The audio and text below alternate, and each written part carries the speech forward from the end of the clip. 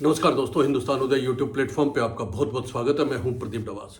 दोस्तों, शायद पाकिस्तान को समझ में ही नहीं आ रहा है या वो समझना ही नहीं चाह रहा है कि भारत के साथ वो आंख उठाने की जो कोशिश कर रहा है, भारत के साथ जिस तरह का वो माहौल बनाने की कोशिश कर रहा है, उसकी औकात नहीं है। वो सोच भी कैसे सकता है कि भारत के साथ वो युद्ध के बारे में या युद्ध में आगे बढ़ने की सोचे। लेकिन पाकिस्तान शायद दिमागी तौर से, पाकिस्तान के रहनुमा जो बने हुए हैं वो दिमागी तौर से दिवालिया हो चुके हैं। और यही वजह है कि जो मंगलवार और बुधवार की दरमियानी रात पाकिस्तान में जो आतंकवादी संगठनों के कैंप चलाए जा रहे थे, जो ट्रेनिंग कैंप चलाए जा रहे थे, उनको नेस्तु नाबूद भारत की ओर से किया गया। उसके बाद शायद पाकिस्तान ने अभी भी सबक नहीं लिया है और गुरुवार रात को पाकिस्तान की ओर से भारत के 15 सैन्य ठिकानों को निशाना बनाने की कोशिश की गई। लेकिन पाकिस्तान भूल गया कि भारत क्या ताकत है, हिंदुस्तान की ताकत क्या है। और ये कोशिश पाकिस्तान को घुटनों पे लेके आएगी, शायद उसको ये पता नहीं था। और पाकिस्तान के पूरे एयर डिफेंस सिस्टम को भारत ने नेस्तो नाबूद कर दिया है, ख़त्म कर दिया है, न्यूट्रलाइज कर दिया है। भारत को पता था कि पाकिस्तान इस तरह की कोई हरकत करेगा और भारत ने अपने रूस से आए S-400 पूरे एयर डिफेंस सिस्टम के मदद से जो है वो इस पूरे के पूरे जो योजना बनाई गई थी अलग अलग शहरों में ड्रोन के जरिए हमला करने की या मिसाइलों से हमला करने की, वो पूरे के पूरे सिस्टम को, एयर डिफेंस सिस्टम को पाकिस्तान के नेस्तो नाबूद कर दिया। शायद ये पाकिस्तान को समझ में नहीं आएगा कि किस तरह से वो भारत के साथ इस युद्ध में आगे बढ़ने की सोच रहा है। एक ऐसा कंगला देश, एक ऐसा गरीब मुल्क जहां लोगों को रोटियों के लाले हैं, जहां लोगों को विकास शायद सपने में भी ना दिखाई देता हो, उस मुल्क के लोग केवल आतंकवाद को पोषित कर रहे हैं, केवल आतंकवाद को बढ़ावा दे रहे हैं और फिर इसमें फेल होते हैं तो फिर वो तरह तरह की बातें करते हैं। पाकिस्तान कोई भी हरकत करता है, भारत उसका जवाब देने में पूरी तरह सक्षम है। और कल जो प्रेस कॉन्फ्रेंस बुधवार को भारत की ओर से की गई थी, उसमें साफ कहा गया था कि भारत किसी भी तरह की सैन्य ठिकानों पर भारत की ओर से हमला नहीं किया गया है। उसके बावजूद पाकिस्तान में शायद ये बात समझ में नहीं आई है और पाकिस्तान की ओर से 15 अलग अलग शहरों पे हमला करने की कोशिश की गई और भारत के एयर डिफेंस सिस्टम को भारत ने उसके एयर डिफेंस सिस्टम को पूरी तरह से ख़त्म कर दिया। और ये सब कुछ इजराइल से आए हार्पी ड्रोन की मदद से किया गया।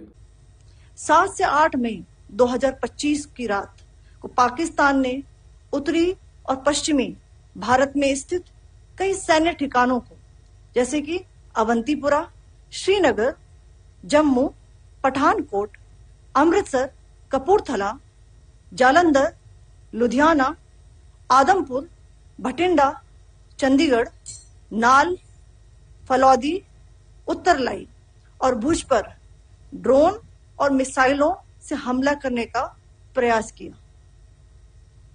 इन हमलों को इंटीग्रेटेड काउंटर UAS ग्रिड और वायु रक्षा प्रणालियों द्वारा निष्क्रिय कर दिया गया।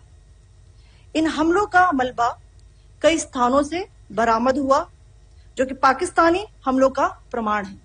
ये मैं आपको पहले तो वो बता देता हूँ कि कौन कौन से जो इलाके हैं जहाँ पे भारत में हमला करने की या सैन्य ठिकानों पे हमला करने की पाकिस्तान की ओर से जुर्रत करने की कोशिश की गई थी। दोस्तों, इसमें अवंतिकापुरा, श्रीनगर, जम्मू, पठानकोट, अमृतसर, कपूरथला, जालंधर, लुधियाना, आदमपुर, भटिंडा, चंडीगढ़, नाल और इस तरह से भुज, कई सारे इलाके हैं जहां पे पाकिस्तान ने टारगेट करने की कोशिश की गई थी।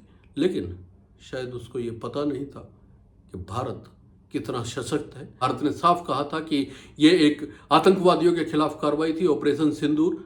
लेकिन भारत ने पाकिस्तान के सैन्य ठिकानों पर हमला नहीं किया था। पाकिस्तान को ये समझ में नहीं आया, उसके बाद ये हरकत करने की कोशिश की गई। इसके बाद भारत की ओर से जवाब दिया गया और आज सुबह जो सर्वदलीय बैठक हुई थी, उस सर्वदलीय बैठक में तमाम दलों ने, विपक्षी दलों ने भी भारत सरकार की ओर से जो कदम उठाए जा रहे हैं उसका पूरी तरह से समर्थन किया है।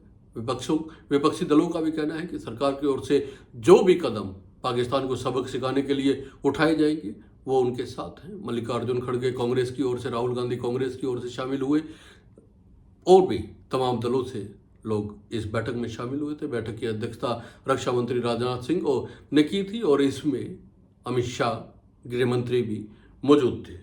दोस्तों, आपको बता दें कि भुज में किस तरह से अलग अलग भारत में एयरपोर्ट को भी 9 तारीख तक के लिए बंद किया गया है। करीब करीब मैं आपको बताऊं कि 9 मई तक 7 राज्यों के 27 एयरपोर्टों को अभी सुरक्षा के लिहाज से बंद किया गया है, या यहाँ अभी उड़ानें प्रभावी नहीं रहेंगी। लेकिन जो S-400 एयर सिस्टम है, एयर डिफेंस सिस्टम है, हम उसके बारे में थोड़ी सी बात करते हैं। S-400 एयर डिफेंस सिस्टम जो है वो 600 किलोमीटर दूर से दुश्मन की मिसाइल, ड्रोन और रॉकेट हमलों को पहचान सकता है और उनको नेस्तो नाबूद कर सकता है। ये ऐसा सिस्टम है जो कुछ ही देशों के पास है और भारत के पास है, और भारत ने आज इसका इस्तेमाल भी किया है। सुबह 11 बजे सर्वदलीय बैठक में भी इसकी जानकारी दी गई और कहा गया कि ऑपरेशन सिंदूर अभी जारी है। पूरा सपोर्ट दिया हमने। जो खारगे जी ने कहा वो सही है कि ऐसी चीजें हैं जो डिस्कस नहीं करनी है, तो बस सबने सपोर्ट। सरकार ने जानकारी दी। दोस्तों, सरकार की ओर से ये बात कहने की नौबत इसलिए आई क्योंकि ये नापाक पाकिस्तान जो है वो अपने इरादों को आगे बढ़ाने की कोशिश कर रहा है, लेकिन भारत इसको किसी भी सूरत में बर्दाश्त करने वाला नहीं है।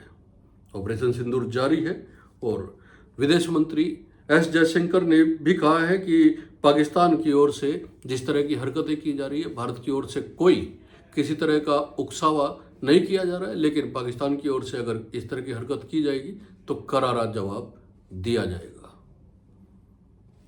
दोस्तों, भारत की क्षमताओं को शायद पाकिस्तान पहचान नहीं पाया है।